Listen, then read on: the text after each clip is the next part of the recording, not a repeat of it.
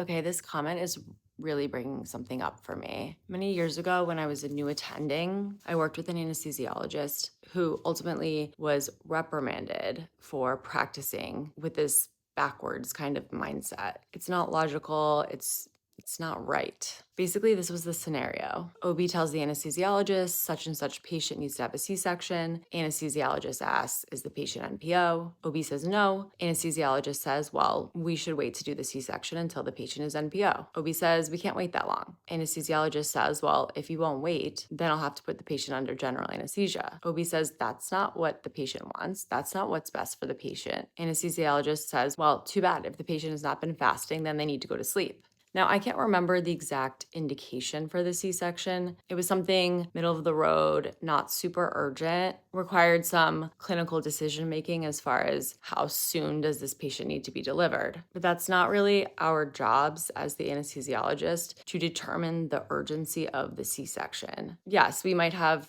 some thoughts or opinions. And I think in this case, the anesthesiologist probably thought it could wait. Regardless, it should not have to be said. If a patient has not been fasting, if they have not met the preoperative fasting guidelines, but they need to have a C-section before those guidelines are met, the safest choice for that patient is to do your best to avoid what would put that patient at highest risk for aspiration, which would be general anesthesia. Therefore, neuraxial anesthesia, a spinal or an epidural, is still even more so the safest and best choice for that patient.